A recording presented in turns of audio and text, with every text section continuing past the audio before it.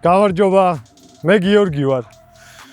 2013 წლამდე BMW-ს მესამე სერიაში ერთიანდებოდა სედანი, კუპე და კაბრიოლეტი. მაგრამ 2013 წლის შემდეგ ეს ყველაფერი შეიცვალა. ჩვენ ვიხილეთ მეოთხე სერიის დაბადება. იდეა მარტივი იყო. გამოეყოთ პირველი, მესამე, მეხუთე, მეშვიდე სერია და მეორე, მეოთხე, მეექვსე და მერვე სერიები და ასეც მოიქცნენ. ჩვენ ვიხილეთ მეოთხე სერიის დაბადება. ეს არის BMW F33 მეოთხე სერია. დღეს მოგიყვებით ამ ავტომობილის დადებით და უარყოფით მხარეებს. ასევე გავიგებთ როგორ დადის, რამდენად მართვადი ავტომობილია და ასე შემდეგ.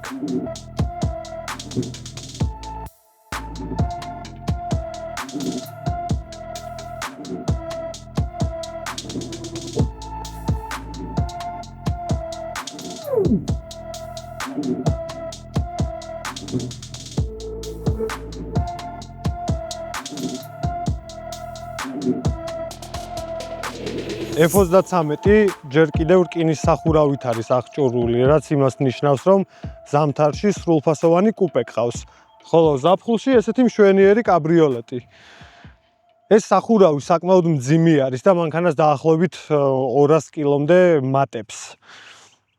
ვიზუალურად ძალიან ლამაზად გამოიყურება, ეს ფერი ალბათ დამეთანხმებით უხდება ძალიან. ნუ თუ არ დამეთანხმებით არა უშავს, მე მომწონს ძალიან. რაც შეეხება ვიზუალს. მეოთხე სერიაში გამოჩნდა პირველად საჰაეროები, გულისხმობ ამ ადგილს, რომელიც საბურავთან უშვებს ჰაერს და აქ გვაქვს ეგრეთ წოდებული ლაყუჩი, რომელიც ხელს უშლის ტურბულენტობის შექმნას და ეხმარება მანქანას აეროდინამიკაში, რომ მაღალ სიჩქარეზე უფრო კარგად გაჭრას ჰაერი. ამ ავტომობილში დევს ახალი თაობის, იმ დროისთვის ახალი თაობის N20 ტიპის ძრავი, რომელმაც ჩაანაცვლა 3.0 ატმოსფერული N52. ეხლა ჩავიხედოთ და რაღაცებს გეტყვით.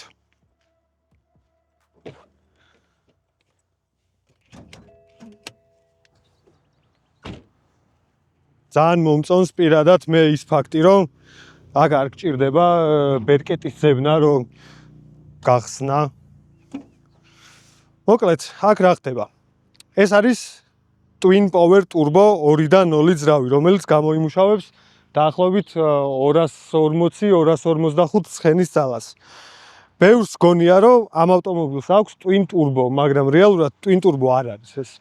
უბრალოდ არის ტურბინა, რომელსაც აქვს ორი სარქვა და აწვდის ჰაერს ცილინდრებს, ისე რომ ეგრეთ წოდებული ტურბოლაგი არ არის და დაბალ ბრუნზეც და მაღალ ბრუნზეც ნებისმიერ მომენტში მანქანა მზად არის მყისიერი ასწრაფებისთვის.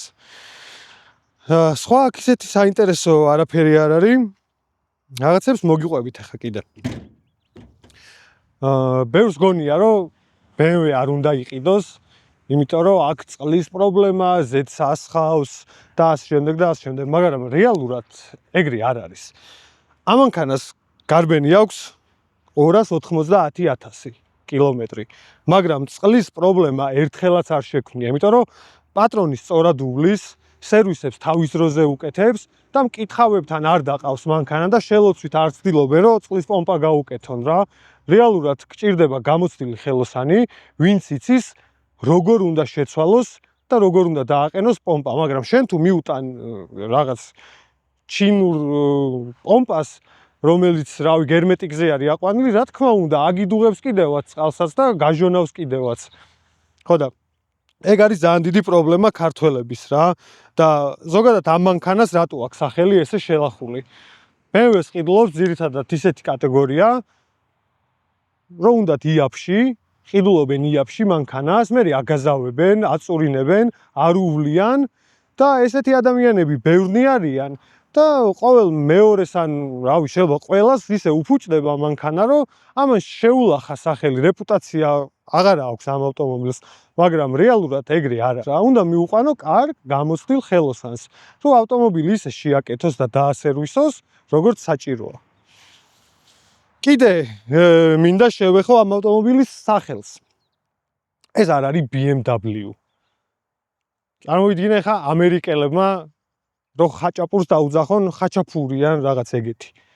ან ხაჭაფურს ნიშნავს? ან რო გამოვიდეს ამერიკა და რო თქვას რომ რუსეთი ოკუპანტი არ არისო. არ არის ოკუპანტი? ხო მაინც ოკუპანტია. ხო და ეგრე არის ზუსტად რა.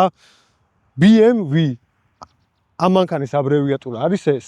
ნუ მეც BMW-ს ვეძახი, ხანდახან შეიძლება BMW-ც დაუძახო და შენ რავი, რაც გინდა, თუ გინდა BMW-ც დაუძახე, რაც გაგისწორდება ის დაუძახე.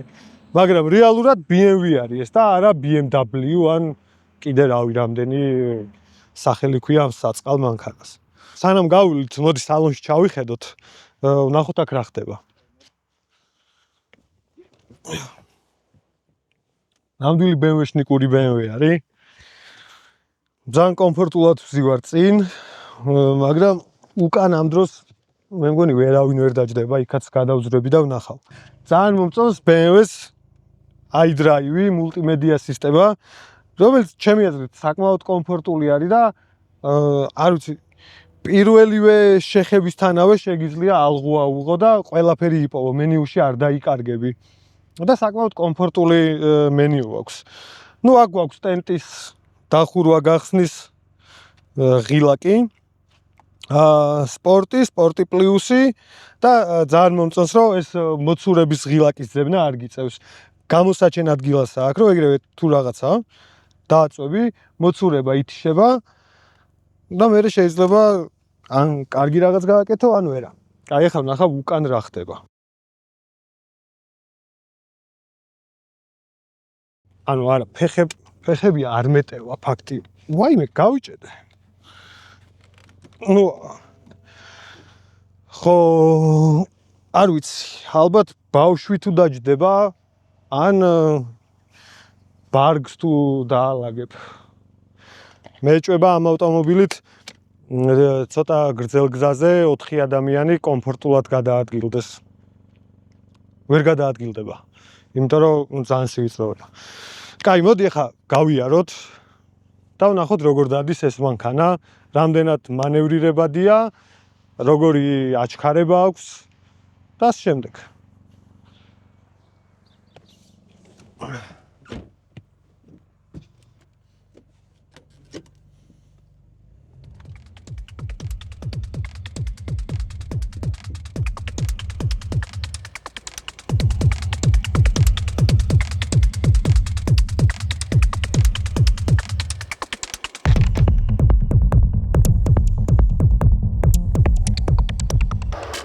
როგორც უკვე გითხარით, ამ ავტომობილში დევს 2.0 ტურბოძრავი 4 ცილინდრიანი, რომელიც გამოიმუშავებს 240 ცხენის ძალას და დაახლოებით 350 ნიუტონ-მეტრს.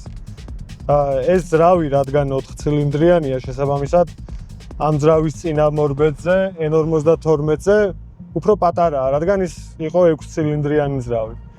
შესაბამისად ძრავი უფრო სალონისკენ ჩამოიწია და მივიღეთ იდეალური წონის გადანაწილება 50-50-ზე. რაც სიარულის დროს იგრძნობა და მოსახვეებში საკმაოდ კარგად შედის ეს ავტომობილი. ხისტი დაკიდების სისტემა აქვს, მაგრამ ძალიან ხისტიც არ აქვს. მაინც საკმაოდ კომფორტული და რბილი ავტომობილია. მე პირადად მომწონს. კომფორტულად შეგიძლია იმგზავრო და თან სიამოვნება მიიღო. ცხენის ძალები დიდად ვერ ყოფნის მანქანას, იმიტომ რომ საკმაოდ მძიმე არის რა, 1800 კილოზე ცოტა მეტია.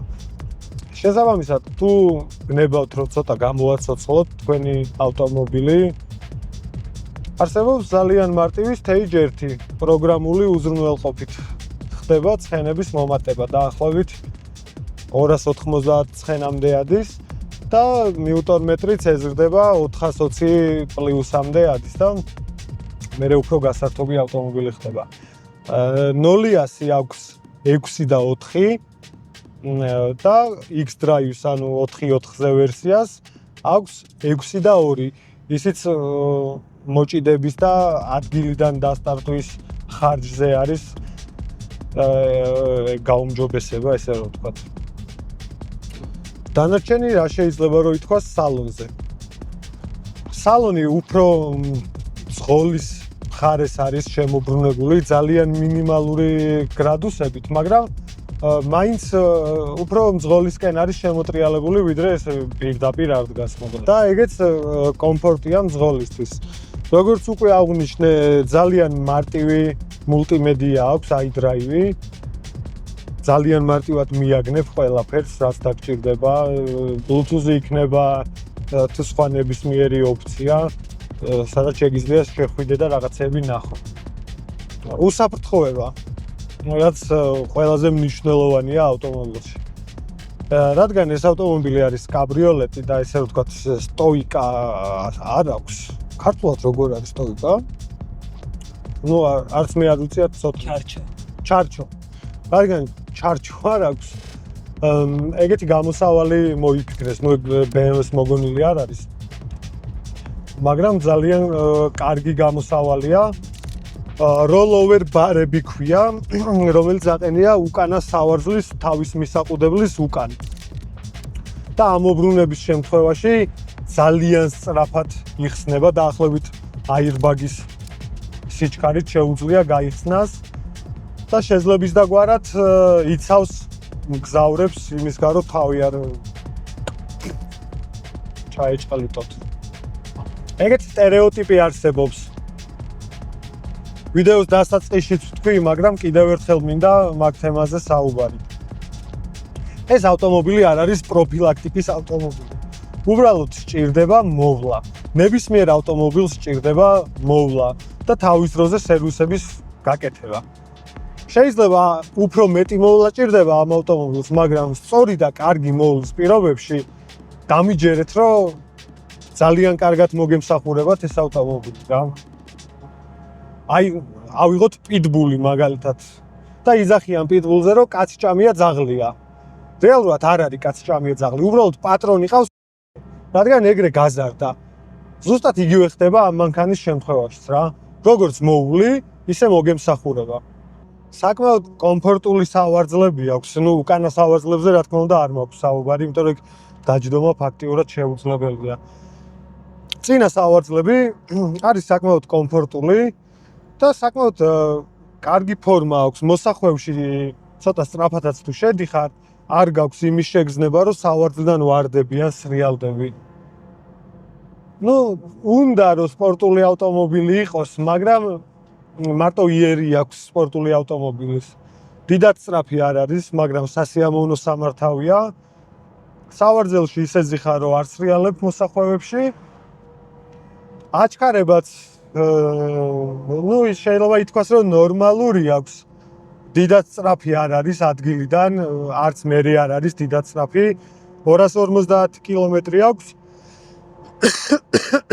მაქსიმალური სიჩქარე. მაგრამ შეზღუდული არის ესეც ელექტრონულად და მაგის მოხსნაც შესაძლებელია. რაც შეეხება საწვავის მოხმარების ხარჯს. საკმაოდ ეკონომიური ავტომობილია, შეიძლება დავარქვათ ეკონომიური. დაახლოებით 12-13, შეიძლება 14 ლიტრიც დაწვას გააჩნია როგორიული და ნუ რა თქმა უნდა თბილისის საცობებიდან გამომდინარე ვიძახი ამ ყველაფერს. ავტობანზე, ტრასაზე დაახლოებით 6-7 litrამდე ჩამოდის წვა, რაც მგონია რომ საკმაოდ კარგი არის. ამ მანქანაში ვიპოვე ერთი ძალიან ცუდი რაღაც. აი ეს არის მატყუარა ღვედის შესაკრავი. ამას ჩააერთებ ღვედის ჩასაერთებელში თუ ჩასარჭოვში და ნუ მანქანას გონია რომ ღვედი გიკეთია და შესაბამისად აღარ წრიპინებს. მაგრამ არ მივესალმები მე ამ ფაქტს და ჩემი რჩევა იქნება, რომ არასდროს არ გამოიყენოთ ეს. ღვედი არის შექმნილი უსაფრთხოებისთვის და არა იმისთვის, რომ პატრულმა 50 ლარიანი თუ 100 ლარიანი ჯარიმა არ დაგიწეროთ. შეგიძლია გაითვალისწინო, შეგიძლია არ გაითვალისწინო, მაგრამ კარგი იქნება თუ ყველანი გავითვალისწინებთ ამას, იმიტომ რომ უსაფრთხოება პირველ რიგში და მერე სხვა დანარჩენი. სალონზე წეგან დეტალურად არ მისაუბრია. აქ გვაქვს რა თქმა უნდა ხელის დასადები ბარი, 2 ცალი cup holder-ი გვაქვს, ჭიქის ჩასადები და აქ წინ გვაქვს პატარა სათავსო. ეს ბარი არის მარტო ბარი, რეალურად სათავსოს ფუნქცია ამას არ გააჩნია, იმიტომ რომ თავის დროზე აქ სავარაუდოდ ტელეფონი იდო ან რაღაცა ეგეთი. და რეალურად მაქსიმუმ სიგარეტის ყოლოფი თუ ჩაეტევა, სხვა არაფერს ადგილი არ არის აქ. ნუ აქეთ მხარეს გვაქვს, რა თქმა უნდა, შუშების ასაწევი, სარკეების გასასწორებელი და всё. ნუ ძალიან მარტივი და პრაქტიკული სალონი აქვს. ტორპედო რბილი არის, რაღაცნაირი მასალა არის, რეზინ პლასმასნარევი სირბილე. ნუ შეხოთაშორის სიმყარე არის მაინც, ნუ ეს ხელს მოსაკიდებელი კარებზე ოდნავ შელახულია და სულ ოდნავ ჭრაჭუნობს. სხვა დანარჩენი მიუხედავად იმისა, რომ როგორც აღვნიშნე, თითქმის 300,000 აქ ამ ავტომობილის გადვენი, მაინც საკმაოდ კარგად არის მოვლილი და შენახული. კარგი, ეხლა ისეთ ადგილს ვიპოვი, სადაც აჩქარებას შევძლებთ. და ვნახოთ 0-დან 100-მდე როგორ ჩქარდება. და რამდენად გასართობი და ემოციური ავტომობილია აჩქარების დროს. მოდი ავჩქარდეთ.